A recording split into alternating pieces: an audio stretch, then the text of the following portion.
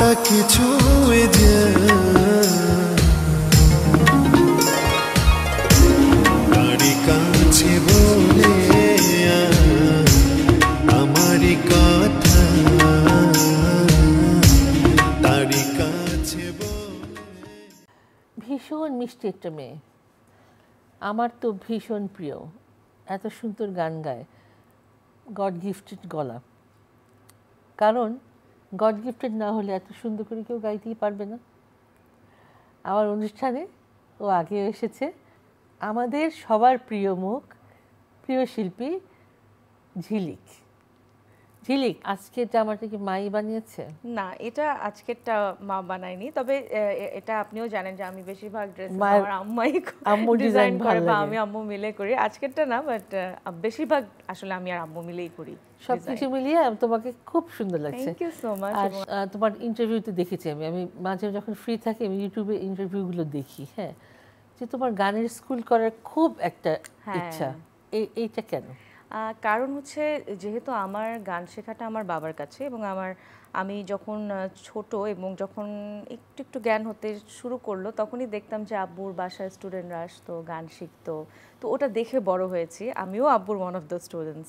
তো ওই জিনিসটা আসলে ভেতরে কাজ করে, কারণ আমি তো এখনও শিখছি, আমার অবশ্যই এখনও শেখানোর সেই কোনো কিছুই আসলে আমার হয়নি, বাট আমার একটা ইচ্ছে আছে যে ওখানে আব্বু বসবে, আমিও মাঝে মধ্যে একটু যাব, একটা সুন্দর এনভায়রনমেন্ট যেখানে সব বাচ্চারা বা যারা বড়রা গান শিখতে চায়, ওই যে একটা এনভায়রনমেন্ট স্কুলের, সেটা আমার খুব ভালো লাগে, এবং সেটা দেখে যেহেতু আমি বড় হয়েছে আমার ওই ইচ্ছাটা আছে।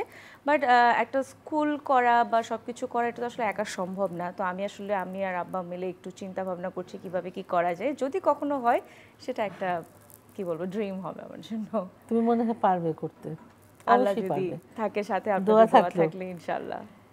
এই যে আমাদের প্ল্যাটফর্ম চ্যানেল আই, হ্যাঁ, তোমারও প্ল্যাটফর্ম, আমারও একদম। কিন্তু প্ল্যাটফর্ম, অনেক হ্যাঁ, বছর আগে আমিও অবশ্যই। কিন্তু এখানেই জয়েন এখানেই, করেছিলাম, এখানেই। হ্যাঁ, সেরা কণ্ঠের সেরা গায়িকা, সেই মুহূর্ত আমি জানি এটা কত আনন্দের একটা মুহূর্ত, কত মানে একদম। তুমি যে এক্সাইটেড ছিলে, মানে আমি দেখছিলাম ভিডিওটা, ভিডিও দেখলে আমার এখনো মানে মানে অন্যরকম এত লাগে। সুন্দর। এই যে অর্জন করাটা, এই যে এত বড় অর্জন, হ্যাঁ, এটা তুমি কোন চোখে দেখো? এক হচ্ছে যখন মানুষ কেউ কেউ আমাকে প্রশ্ন করে যে ওই সময়টা তোমার কেমন লেগেছে, আমি আজ পর্যন্ত ওটার সঠিকভাবে মানে ভাষায় বলে কখনোই উত্তর দিতে পারি নাই। আচ্ছা। কারণ এই মোমেন্টে আসলে এরকম যে ওটা আসলে বলে বোঝানো যায় না যে আমার আসলে এমন লাগছিল। তো অবশ্যই মোমেন্টটা অন্যরকম, এবং আমি যেই চোখে দেখি আমার কাছে মনে হয় 17 বছর আসলে হয়ে গেছে সেই দিনটার। এখনও মানুষ এই নামটা শুনে, এখনও মানুষ আমার গান শুনে, এটাই আসলে অনেক বড় পাওয়া, এবং সেটা হতো না যদি চ্যানেল আই সেরা কণ্ঠটা না হতো। তো আমি সবসময় বলি যে হয়তো ঝিলিক গান গাইতো বা না গাইতো, কিন্তু চ্যানেল আইয়ের কারণে আসলে মানুষ নামটা খুব সুন্দর করে শুনেছে। আমার চোখে মনে হয় যে এটা আমার অনেক বড় একটা দায়িত্ব যে আমি মুকুটটা পড়েছিলাম, তাও কিংবদন্তি রুনা লায়লা ম্যাডাম এবং সাবির ইসলাম ম্যাডামের হাত থেকে, এবং সেটার পর থেকে আমার কাছে মনে হয়েছে যে মানুষ যেন কখনো আমার কাছ থেকে ডিসঅ্যাপয়েন্ট না হয়, যে আমি ওই সময় এরকম করে গাইতাম, এখন আমার দিন দিন অবনতি হচ্ছে, আমি যেন নিচে না নেমে যাই, আমি যেন সবসময় মানুষের এক্সপেকটেশনটাকে উপরে নিতে পারি, সেটা একটা দায়িত্ব, আমি দায়িত্ব চোখে আসলে সেটা দেখি। এবং যেহেতু এটা আমারও স্বপ্ন, আমার বাবার স্বপ্ন, তো এই স্বপ্ন তো আকাশ ছোঁয়া, আসলে অতদূর আসলে পূরণ হবে কিনা তাও জানি না, তবে দেখছি স্বপ্ন, আরো অনেক কিছু করবার ইচ্ছে আছে যদি আল্লাহ সহায় হয়। স্বপ্ন দেখতে দেখতেই তো স্বপ্ন পূরণ হয়, খুব সত্যি। এটাই তো কথা। আর তোমার একটা গান রিলিজ পেয়েছে, মিউজিক ভিডিও, হ্যাঁ, তোমার নামের সাথে, এটা খুব মজা লেগেছে আমার কাছে, ঝিলিক ঝিলিক না, খুব মজাই ভেরি লেগেছে। ইন্টারেস্টিং। তো হ্যাঁ, এটা কিভাবে হলো?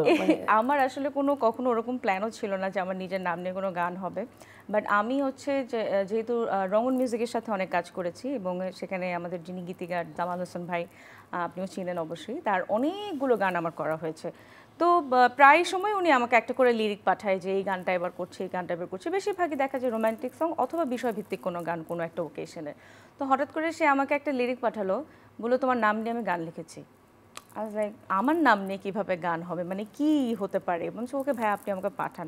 এরপর আমি লিরিকটা দেখে আমার কাছে খুব ইন্টারেস্টিং লেগেছে যে আল্লাহ আমার আমার নাম নিয়ে গান হতে পারে নাকি। তো এটা আসলে ভালো লাগার বিষয়, এবং এটা মানে কি বলবো, মেঘ না চাইতে বৃষ্টির মতো, যে এরকম কখনো আশা করি না, কিন্তু এই গান একটা গান হয়ে গেল। গানটাও খুব মজার, এবং সেই গানটা সুর করেছিল মিলন ভাই, নতুনদের মধ্যে খুব ভালো করছে, এবং আমাদেরই চ্যানেলের সজীব দাস, সে কম্পোজিশন করেছে খুদে গান্ডাজের, সে এখন অনেক ভালো কাজ করছে, তো সেও কম্পোজিশন গানটা করে ফেলে। এবং আমি যখন শুনলাম যে ওয়াও, আমার নাম নিয়ে এরকম একটা গান, সেটা তো আমি স্টেজেও গাইতে পারবো, এবং আমার নিজের নাম, তো এটা মানে সবার নাম দিয়ে গান শুনতে ভালো লাগে না, তো সেই জন্য আমার নিজের নামটা আমার কাছে খুব পছন্দের, তো ভাবলাম যে যাক ভালোই হলো। আর মঞ্চে তো তোমার প্রিয় জায়গা, আর মঞ্চে তো সরাসরি মানুষের এটা রিয়াকশনটা পাওয়া যায়। হ্যাঁ, আমার কাছে যেটা মনে হয়, আমি যতই অডিও রেকর্ডিং করি, যতই কাজ করি, সেই কাজগুলোর ফিডব্যাক বা তারা আমাকে ভালোবাসছে কিনা, বা তারা আমার গানটা নিচ্ছে কিনা, এটা সবচেয়ে বোঝার উপায় হচ্ছে মঞ্চ। আমি মঞ্চে যত বেশি ডাক পাবো, আমার কাছে তখন মনে হয় যে না, মানুষ আমাকে মনে রাখছে, বা এক জায়গায় যখন আরেকবার করে যাচ্ছি তখন মনে হচ্ছে যে না, তাদের গান আমার কাছে ভালো লেগেছে বলেই ডাকছে। তো এটা আসলে আমি অনেক এনজয় করি, এবং যখন ওদের সামনে গান গাই, ওনাদের কোনো পছন্দের গান যদি রিকোয়েস্ট করে, সাথে সাথে যখন গাই, ওই যে একটা রিয়াকশন দেখা, এটা আসলে খুব ভালো লাগে। এবং তখন আমার কাছে মনে হয় যে ভাগ্যিস গান শিখেছিলাম, কারণ গান শিখেছি বলেই পৃথিবীটা আমার কাছে এত সুন্দর, আর এত সুন্দর সুন্দর মোমেন্ট আমি এনজয় করতে পারছি। তো মঞ্চটা আমার ঠিক সেরকমই একটা জায়গা। তোমার কাছে তো নাটকের অফার এসছে না? নাটকের অফার, হ্যাঁ, অভিনয় করার অফার অনেকবার এসেছিল, বাট সেটাও অনেক আগে। তো করলে না কেন? আমি খুব ডিটারমাইন্ড ছিলাম একদম ছোট থেকে, বলতে গেলে যখন থেকে বুঝতে শুরু করেছি বা গান প্রফেশনালি শুরু করেছি, আমার কাছে মনে হয়েছে যে আমি এইটাতেই থাকবো, এবং আমি সবগুলোতে আসলে এরকম করে অ্যাটেন্ড করতে, আমি জানি না, আমার মন থেকে আসে নাই, বাট চাইলে করতে পারতাম, বা একটাতে থাকাই ভালো। একটাতে ইভেন আমার উপস্থাপনা করারও অফার এসেছিল, বাট আমার কাছে মনে হচ্ছে যে না, গানটাই আসলে আমাকে ফোকাস করা উচিত, এবং যদি আমি কখনো কিছু বড় কিছুও করি, সেটা গানের মধ্যেই থাকুক, এবং আমার একটা জায়গায় থাকা উচিত। তো পড়াশোনা আর গানের বাইরে আসলে কখনো ওরকম করে কিছু চিন্তা করি নাই। মিডিয়াতে তোমার বেস্ট ফ্রেন্ড? মিডিয়াতে আমার বেস্ট ফ্রেন্ড নাই, বেস্ট ফ্রেন্ড আমার স্কুলের ফ্রেন্ড, তারা আমার বেস্ট ফ্রেন্ড। বাট মিডিয়াতে আমার অনেক ভালো বন্ধু বান্ধব রয়েছে, বাট বেস্ট ফ্রেন্ড বলা যাবে না। তো তোমার যারা ফ্রেন্ডরা আছে, বাইরে বলো মিডিয়াতে বলো, এই যে তোমার যখন সাফল্য একটু একটু করে বাড়ে, তখন একটু জেলাস করে না? একটু একটু মানে সামনে হয়তো দেখা অনেক ভালো, আসলে সামনাসামনি তো কেউই আসলে ওরকম বা করে তুমি দেখে যখন না। বোঝো যে ও ভালো বলছে, ভিতরে ভিতরে তো জ্বলে পড়ে যাচ্ছে, ওটা আমি বুঝতে পারি, সেটা কিন্তু একটা মজাই লাগে তখন। আর তখন মনে হয় যে আসলে ওরকম কোনো রিয়াকশন যদি দেখায় না, তখন মনে হয় যে না, you are doing something good. এই যে আজকাল খুব ভাইরাল হচ্ছে সবকিছু, হ্যাঁ, আমার কাছে তো ভাইরাস ফিভারের মতো লাগে। হ্যাঁ, যে কোনো কিছু, একটা কাশি দিলেও ভাইরাল হয়, একটা হাহা করে তো হাসি দিলেও ভাইরাল হয়, তো এখন জিনিসটা তো ভালো লাগে না আমার কাছে। হ্যাঁ, তোমার কাছে কেমন লাগে? আমি এই জিনিসটা নিয়ে কখনো কোনো কথা মন্তব্যই করতে চাই না, বিকজ এটা আমার কাছে মনে হয় মানে কেন কোনো কিছু যদি ভাইরাল হয়, সেটা ভালো কিছু হলে সেটা তো ভালো, কিন্তু এখন যেটা দেখছি যে নেগেটিভ সব কিছু মানুষের বেশি চোখে লাগছে, নেগেটিভ কেউ কিছু করলে সেটাকে বেশি মানুষ প্রচার করছে, তাহলে সে বেশি ফেমাস হয়ে যাচ্ছে। হ্যাঁ, exactly. I don't understand this, যে কেন মানে ভাইরাল ব্যাপারটা আমি কখনোই নিতে পারি নাই, আর এই বিষয়ে আমার কোনো মন্তব্যই থাকে না, বিকজ এগুলো ক্ষণস্থায়ী, 2 দিন পর যখন আরেকটা আসে তখন আগেরটা ভুলে যায়, সো এগুলো তো এক্সিস্টই করে। আমাকে অনেকে প্রশ্ন করে, আমি তো কাজ করেছি তোমার সাথে, যে ঝিলিকটা ভীষণ অহংকারী, বাবা ওর ভীষণ অহংকার করে। এটা আমিও খেয়াল করেছি, অনেকেই দূর থেকে দেখলে মনে করে যে she is a very Modi girl, বা একটু অহংকার আছে, একটু ভাব নেয়, বাট এই ব্যাপারটা কি ডিফারেন্স হচ্ছে, একটা হচ্ছে যে পার্সোনালিটি ক্রিয়েট মানে করা, আর একটা হচ্ছে যে অহংকার, তো দুটোর মধ্যে পার্থক্য আছে। আমার পার্সোনালিটিটা এরকম যে আমি যদি কাউকে বুঝি বা যার সাথে আমি মিশি, আমি তার সাথে একদম খুলে মিশি, কিন্তু আমি যাকে চিনবো না, আমি কখনোই নিজে গিয়ে কথা বলার যে ব্যাপারটা, সেটা আমি আসলে করতে পারি না। অনেকে পারে, এক্স্যাক্টলি, এটা এই স্কিলটা আমার নাই, তো এটার কারণে মানুষজন মনে করে আমি খুব অহংকারী, বাট বেসিক্যালি এটা একদম ভুল ধারণা। আর আমার কাছে মনে হয় অ্যাজ অ্যান আর্টিস্ট সবসময় এটা নিজের মধ্যেও থাকা উচিত, যে যেটা আসলে আমি করি, সেটা যে আমার যখনই আমার কোনো যারা আমার কলিগ যারা আছে তারা যখন কোনো কিছু ভালো করছে আমি না একদম মন খুলে অ্যাপ্রিসিয়েট করি, বিকজ ভালোটাকে ভালো বলতে গেলে নিজেরই ভালো লাগে। সো এটা আসলে থাকা উচিত প্রত্যেকটা আর্টিস্টের। তা আমি সবসময় আমার বন্ধু বান্ধবদেরকে অনেক বেশি ইন্সপায়ার করি যে ডু দিস ডু দ্যাট, এগুলো করলে ভালো হবে, আমি অলওয়েজ এটা বলি। সো আমার কাছে মনে হয় কেউ আমাকে বললো কি বললো না সেটা আসলে আমি অতটা কাউন্টও করি না, যে আমি যদি বুঝতেও পারি যে ওর আমাকে হয়তো একটু অন্যভাবে নিচ্ছে, বাট আমি তার ভালোটাই চাই, কারণ আমার কাছে মনে হয় যদি মানুষের ভালো চাওয়া যায় নিজের ভালোটা অবশ্যই হয়। সেটাই, মানুষের ভালো চাইলে নিজের ভালো অবশ্যই হবে, এটা আসলে সত্যি কথা একদম। আর হচ্ছে যে তোমার রিসেন্ট ওয়ার্কের মধ্যে এখন কি করছো? এখন বলতে গেলে গান টান ওরকম নতুন করে রিলিজও করছি না। সো আগের যেগুলো আছে সেগুলো, আর হাতে টুকটাক কয়েকটা কাজ আছে, সেগুলো হয়তো ফিউচার কোনো একটা প্ল্যান করবো, বাট আপাতত কোনো কাজ আমার হাতে না। আর কি ভালো লাগে গানের বাইরে? আমার গানের বাইরে আমি আড্ডা দিতে খুব পছন্দ করি, বাট উইথ FNF অনলি। তো আমার ফ্রেন্ডস যারা একদম ক্লোজ এবং আমার ফ্যামিলি মেম্বার্স যারা আছে তাদের সাথে আমি ভীষণ ঘুরতে পছন্দ করি। আমার কাজিনরা, আমার স্কুল ফ্রেন্ডস আছে, এবং সবাই জানে যে ঝিলিক সন্ধ্যা হলেই কোথাও না কোথাও একটা আড্ডাতে আছে। তো সেটা একদম আমার ক্লোজ পার্সন যারা, তো তাদের সাথে আমি টাইম স্পেন্ড করতে ভীষণ পছন্দ করি। আমার অনেক প্ল্যানস করতে ওদের সাথে ভালো লাগে, আমার খুব এই জিনিসটা আমার আছে। আর সেরকম কিছু না, খুব সিম্পল লাইফ। আমি ঘুমাই, ঘুম থেকে উঠি, কাজ করি, আবার ঘুমাই।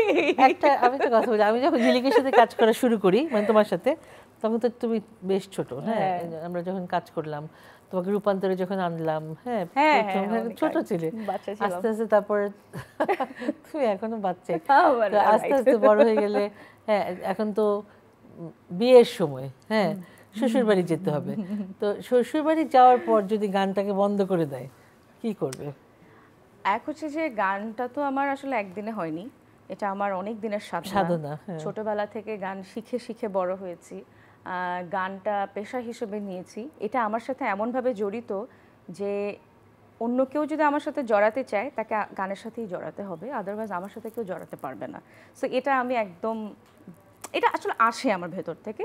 সো সেটা যদি কখনো হয়, আমি এরকম অনেক হয়েছে, এরকম অনেক অফার মানে প্রপোজালও এসেছে, বাট আমি গানটাকেই চুজ করেছি এবং তাই করব, কারণ আমার কাছে মনে হয় যে মানুষটা আমার সাথে থাকবে বা যে মানুষটা আমাকে ভালোবাসবে সে আমার মিউজিকটাকে ভালোবাসবে, আদারওয়াইজ কখনো আমার থাকা হবে না। সেটাই, নেভার এভার। কারণ শ্বশুরবাড়ির সাপোর্ট পেলে আরো তুমি এগিয়ে যেতে পারবে। অবশ্যই, কারণ ফ্যামিলি সাপোর্ট এবং তখন আরেকটা ফ্যামিলি, তো সেই ফ্যামিলি থেকে যদি সাপোর্ট না পাওয়া যায় তাহলে তো গান কখনোই গাইতে পারবো না। তো সেটা আমার আসলে, কিন্তু সেই সময়টা কিন্তু চলে এসছে, আর কিন্তু বেশি দিন তোমাকে এরকম ধরে রাখা যাবে না। না, আমি থাকতেও চাই না এভাবে। আমি সব জায়গায় বলি প্লিজ আমার জন্য ছেলেটা দেখতে পারো, আমি কোনো প্রেম করি না, যা তোমরা ভালো বোঝো করো। দর্শকরা কিন্তু শুনে নিল, কোনো সমস্যা নেই প্লিজ। আচ্ছা, ফিল্মে প্লেব্যাক করেছো তো তুমি? ফিল্মে আমার মানে যেমন 17 বছরের ক্যারিয়ার, ঠিক সেই অনুযায়ী অতটা কাজ করা আমার হয় নাই। আর ফিল্মের কাজটা আসলে আমার নিজে নিজে করাও সম্ভব না, এটা আমাকে ডাকতে হবে। তো সেখান থেকে আমার এটার সংখ্যা একটু কম। আমি অডিওতে অনেক বেশি কাজ করেছি আর মঞ্চে অনেক বেশি কাজ করেছি। সো ফিল্মের যেটা হয়, ভালো লাগে গাইতে, যে কয়টা করেছে আমার কাছে ভালোই লেগেছে। সিকোয়েন্স ওয়াইজ গান গাওয়া বা ওই নায়িকার লিপে যাবে কিনা সেটার কিন্তু একটা অনেক বড় ব্যাপার আছে, যে আমি আমার কণ্ঠের আমার যে টোনটা এটা সব জায়গায় যাবে এমন কোনো কথা নাই। তো সেই জায়গার একটা ব্যাপার আছে যে সব গান আমার জন্য না। আবার অডিওতে যেটা হয় সেটা হচ্ছে একদম কমপ্লিটলি আমার চয়েসের গান, আমি কি করে গাইতে চাই আমি আমার মতো করে গাচ্ছি। আবার স্টেজ যেটা, সেটা তো একদম আনন্দ উচ্ছ্বাসের একটা জায়গা।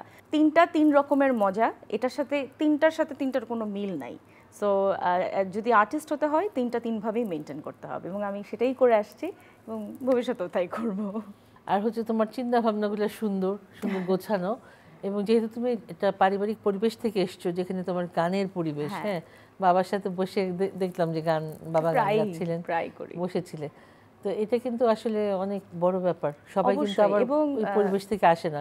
আব্বু যেহেতু সঙ্গীত শিক্ষক, এবং একজন শিক্ষকের যে এথিক্স আমি সেটাই দেখে বড় হয়েছি, সেটাই আমার মধ্যে আছে।